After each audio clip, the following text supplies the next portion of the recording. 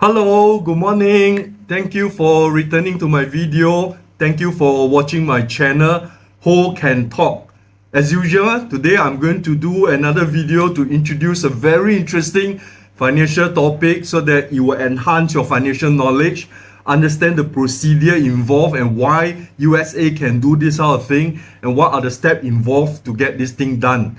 Again, all of my movie, as far as I can, I will do it in two languages, English and Chinese.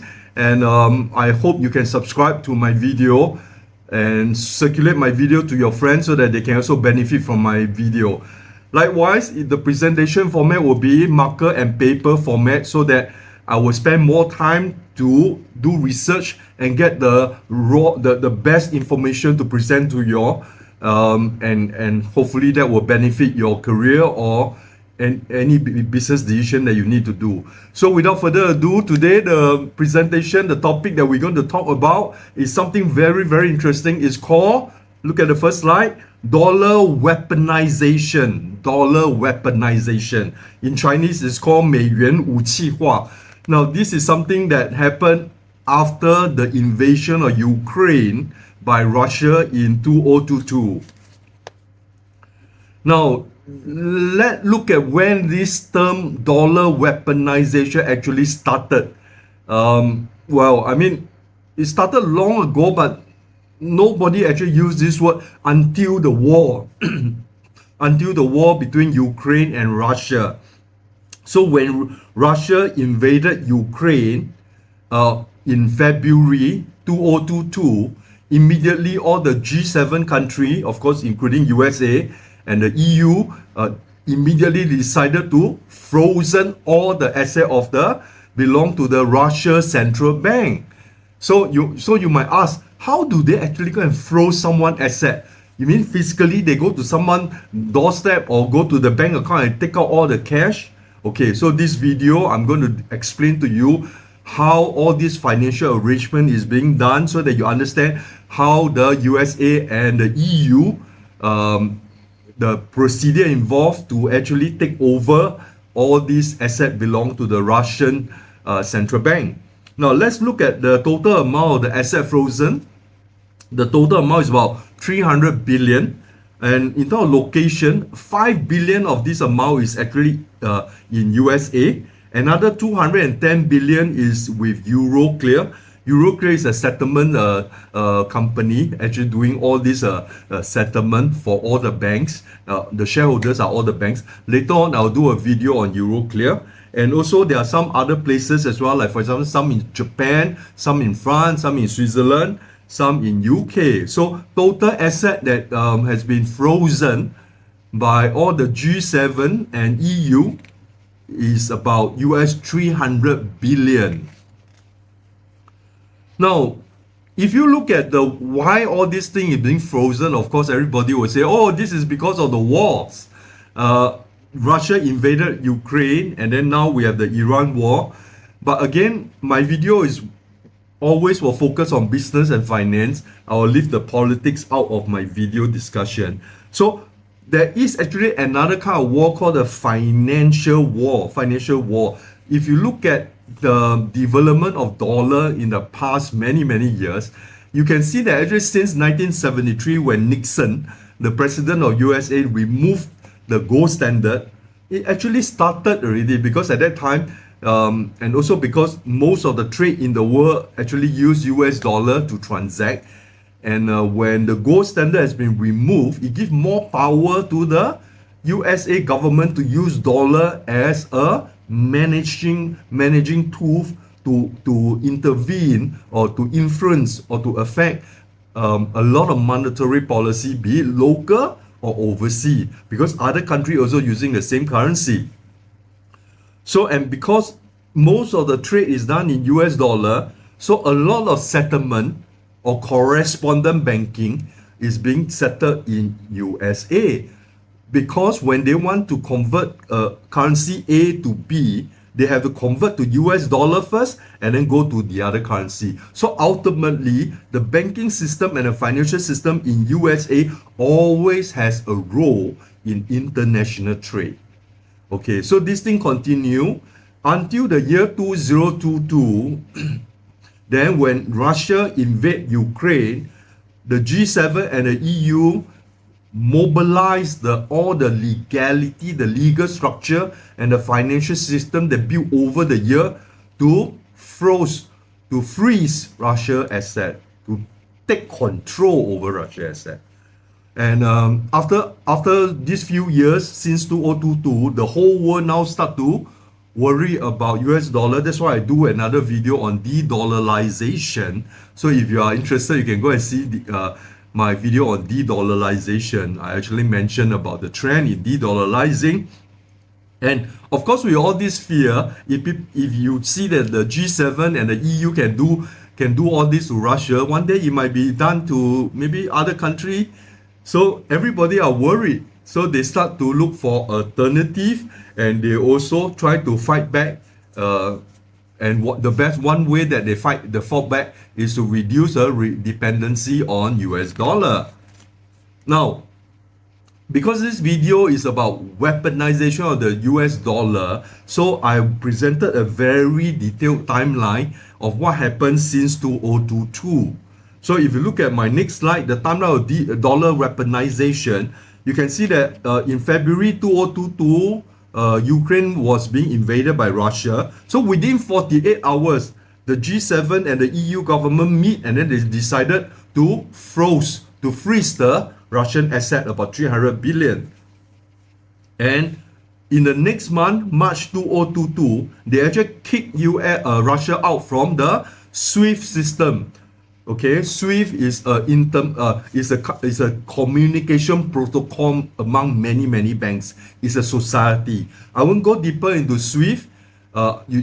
Viewer just need to understand that this is a kind of standard communication, telex and format and fax system to synchronize the way all the financial institution in the world communicating with each other. So it's a society. It's not all my USA. It's not all my USA.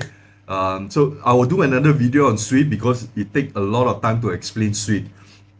So now US and G7 kick Russia and EU kick Russia out of SWIFT. So all the US dollar trade that Russia involved in cannot be settled through SWIFT.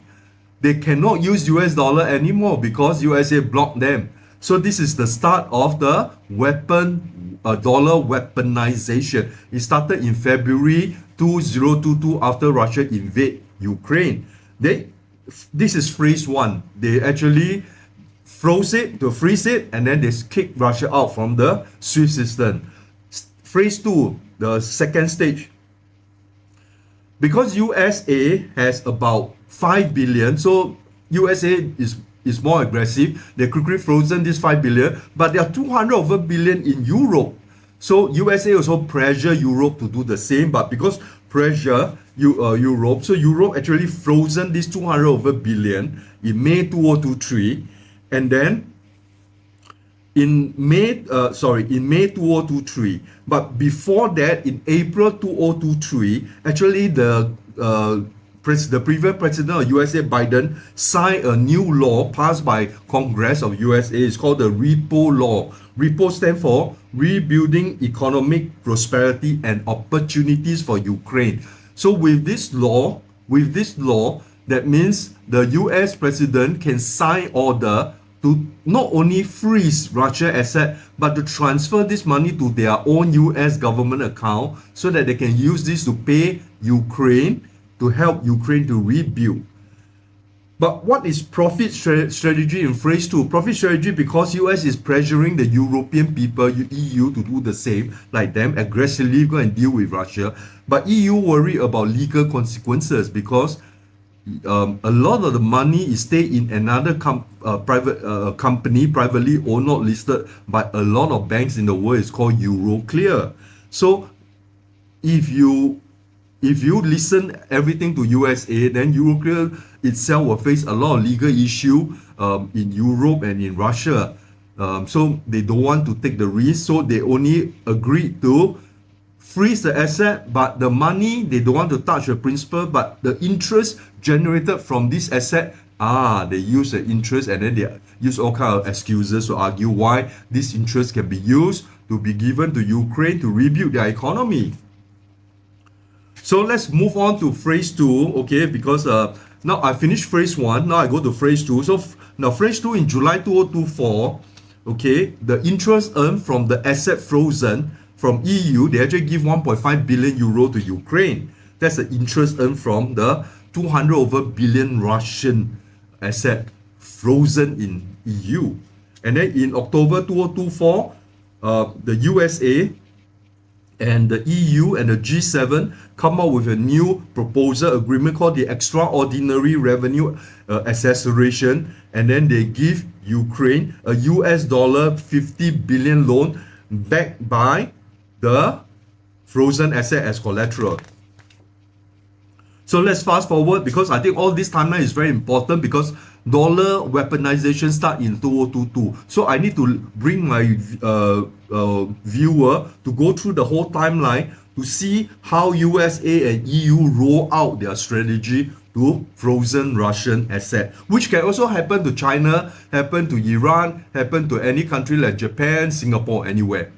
So the phase 3, now Donald Trump become the president, he actually improved the Repo Act. Now they got version 2. So I won't go through this whole thing, but during the phase 3, Donald Trump passed a new law, new sanction. It's called the secondary sanction in July 2025 to tell anyone help Russia to bypass the sanction or bypass phase 1 and phase 2 will also be punished. So that's the reason why Switzerland have to give in. Later on, I'll talk about that. And then in October 2025, Donald Trump signed a new Repo Act called version number 2, and this act actually allowed the US dollar to release the money frozen in USA to give it to Ukraine on a 90 days interval. That means every 90 days, some money will give to Ukraine. Every 90 days, some money will give to Ukraine. And also in the year, in December 2025, last time when EU decided to frozen the 210 billion, they actually said that they will vote for this decision. All the EU members must vote on a 6-monthly basis, and to make sure that 100% of the EU members agree to freeze the money. If one member say no, then it cannot be frozen. But now in December 2005, under the pressure, EU said no more 6 months review, it will be indefinitely frozen. And then now let's continue phase 3.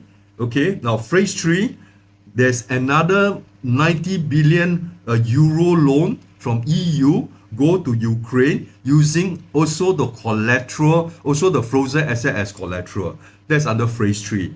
Now what happened to phase 4 now? Phase 4 started in February 2026, which is 1 month ago. Now Russia start to sue all the party involved, because a lot of all this like Euroclear, SWIFT and all this, they are not government owned company, they are privately owned company. So Russia is suing a lot of people in the court in Moscow and also the Court of Justice under EU.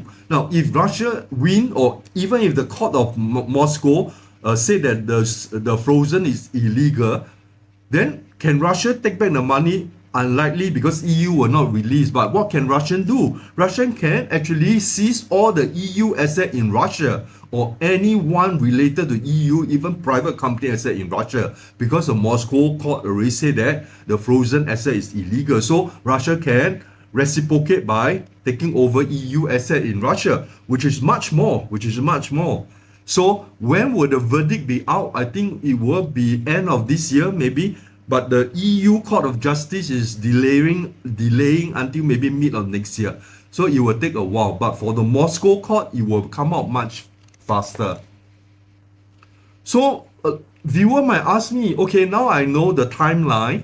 So actually, can you guide me the step-by-step involved how USA government like Donald Trump can freeze someone else's money? Okay. Now, the reason why he can do it is not because he physically take a goodie bag to go to the account and take out the cash. No, he actually used a method called blocking, meaning the money is still there. It's still supposed to belong to Russia, but they actually block it. That means no bank can transfer this amount of money out of the USA financial system. Okay, of course, the Repo Act version number 2 or even version number 1 signed by Biden, number 2 signed by Donald Trump, allowed the USA government president to sign and then move the money out from the account which is owned to the Russian central bank to US government. So the ownership change. So that's under the Act of Repo. So now let's look at the administrative step involved, how USA government can actually seize other country US dollar asset. They can't touch Japanese yen, they can't touch renminbi, because all this money doesn't ultimately need US bank to do a lot of settlement follow-up. So, but US dollar, they can do it. And also, if they touch other currency, then they are invading into other countries' sovereignty rights. So now, let's look at the step by step. So, if Donald Trump, or we use Donald Trump example, if he decided to freeze someone's asset, he will sign an executive order. So he will sign, and then he will declare that there's a national emergency. So for example, when Russia invaded Ukraine, he quickly signed an executive order to say that there is a national emergency. And because with that power, Congress give him the power, then he can actually prohibit or actually regulate financial transaction relating to what he that within his power. In US, there is a department called the OFAC. It's called the Office of Foreign Asset Control Department. Now, this is under the US Treasury. So Donald Trump will inform the Department of Treasury, the head of Treasury, to ask this office, OFAC, to put all the names. Okay, first they will ask all the financial institutions in USA to list down all the account owned by the Russian central bank or owned by some of the Russian people who are being sanctioned.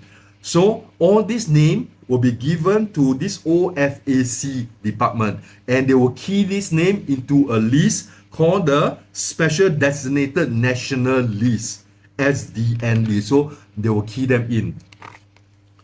After they key them into this list, all US personnel, be it individual, corporate, banks, even their overseas branches, they cannot do any business or cannot transfer or move asset in this list that belong to the people listed in this list. So all the money is still there. No one physically go and take out the money, but the money is blocked. The actual legal word is called blocking. But with step number 4, but with the Repo Act signed by Biden and also by Donald Trump, now US government has the legal right to go into this account and transfer the money out to US government, and then so that they can send it to Ukraine. Now, so this is the administrative process involved in how US can do. So if one day they want to go after Singapore money with USA, they can also do the same. If they want to go after Japan US dollar with USA, they can do the same. So these are the steps involved. Now, I give you the step involved in another slide so that you can put all these things into practical kind of aspect. So once the executive order is signed, all the financial institutions in USA, be it local and overseas branch, will start to go through all their customer name list to find out any money owned, deposit by Russian businessmen, Russian central bank, or Russian financial institution. So the money put inside there, then they will quickly submit all this name and the asset to OFAC. OFAC will do an audit, they will do a check. Then after that, they'll put them into the SDN list, and the blocking will start. So this is the whole administrative procedure. Now, after USA frozen the asset of Russia, then they are forcing EU people to follow as well, because Donald Trump said that, hey, you cannot let USA do this alone, because we are in this together, we have to face the consequences together. So if you know, in Europe, there's a country called Switzerland that's always very neutral. They don't want to side any party, but unfortunately, in this case, a lot of the Russian money is also being kept in Switzerland. I think it's about 10 billion of them.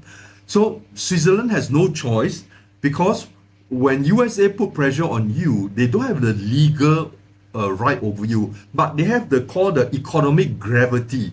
Economic gravity. What do I mean? If economic gravity meaning that you have to do business with using US dollar. So if Switzerland bank like UBS or the big bank in Switzerland, if they are being disallowed to settle US dollar in the US financial system, then the whole Switzerland banking system cannot operate because unfortunately 60 to 80% of global trade are done in US dollars. So you definitely need a correspondent bank in US to do settlement, to exchange in or out of the US dollar. So if US government block you away from that, then sorry. So this thing on Switzerland is called the economic gravity. It's not a legal gravity, it's economic. So if you don't do it, then your whole system collapses.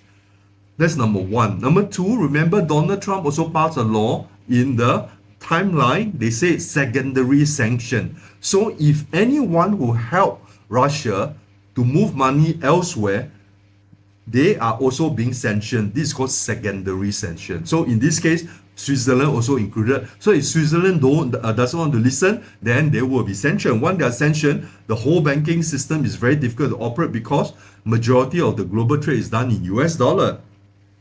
So there is a change in Switzerland mentality and the positioning. Switzerland said that, well, we are neutral, but being neutral does not mean that they can ignore international law. But in this case, you might ask, who set the law? Is it USA or what? Or, you know, so again, the definition of international law is also equally questionable. But again, I'll leave the politics out of my video. Now, I mentioned just now the procedure, the timeline, the administrative step involved to freeze other people's money. So is EU doing the same? Unfortunately or fortunately, EU did not follow exactly what US is doing because EU has more business trade with Russia. Most of the Russian money is in EU, and most of this money is in a privately owned company. It's not in government. So they are worried about legal consequences because, like what I mentioned, Russia start to sue in Moscow court and is in also EU Court of Justice. Of course, Russia is not going to be interested to sue in the USA court because I think everybody know why. So if Moscow court rule in the favor of Russia, then Russia can actually take over all the EU asset in Russia to compensate for the amount of money EU frozen. So EU doesn't dare to do anything that significant. So they also worry about neutrality. In this case, the neutrality is because most of the money is in a private company which provides settlement services to all the banks who are their shareholders. So they cannot openly favor one shareholders or one group of shareholders, which is the US bank. If not, they will lose their business. So they won't dare to act. So the only way that they want to compromise with USA is, okay, I don't want to touch their principal because there might be a legal consequences. But if we freeze the asset and the interest earned on this asset should theoretically, I mean, they argue in this way that does not belong to Russia, so we can use that amount of money. I mean, viewer, you can form your own opinion whether this is right or wrong, but again, this is as far as EU is concerned, this is as far as they wanted to take the risk. So instead of taking the principal amount, the principal amount still stay in the account, inside the ledger, the accounting, but still say it belong to Russia's central bank. But they only touch the interest amount, interest earned. Okay, now we are coming to the last part of this video because I wanted to keep the video shorter so that you don't fall asleep. So with all this in your background, now you know what tough, man. If you hold a lot of dollar asset, one day if USA want to go after you, then you'll be big trouble. They can do anything they want. So what are the impacts of this dollar weaponization? So again, it's very logical. If you look at the past few years, a lot of country, especially central bank, foreign reserve, they are selling down the amount of money that they use to buy US Treasury. So they are reducing their US dollar exposure. So number two, they also buy more physical gold. When you buy gold, you actually bring the gold back and put inside your safe. So no one can touch it unless they send the army over to invade your country and rob you. But other than that, they can't touch your gold. Number three, they also come up with alternative thing other than Euroclear, other than SWIFT. They come up with something called the CIPS, which is China version of the SWIFT. It's called Cross-Border Interbank Payment System. And if you look at the next page, they also come up with M-Bridge project, which is done by the Bank for International Settlement, led by the Bank of International Settlement, BIS. Again, I'll do another video on BIS because it's quite complicated what BIS is. And also, because of the weaponization of the US dollar, a lot of countries now very scared. They try to use their own currency so that they do not have to depend on US financial system.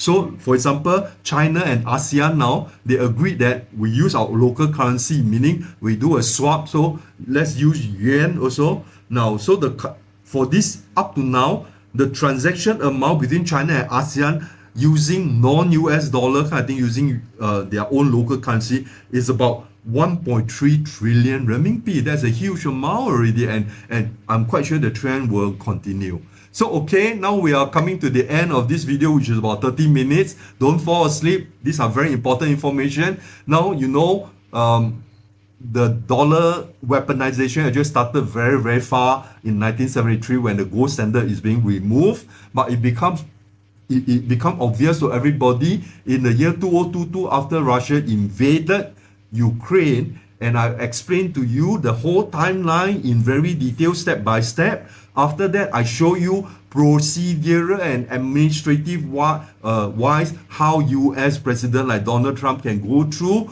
the step by step to actually freeze other people's money. And later on, I also mentioned about why Switzerland is willing to listen to USA, why EU does not want to be so aggressive as USA because of the historical linkage with Russia, because Russia also have a lot of the EU asset in Russia. So they are more careful, and then they are also worried about legal consequences which Russia is taking right now.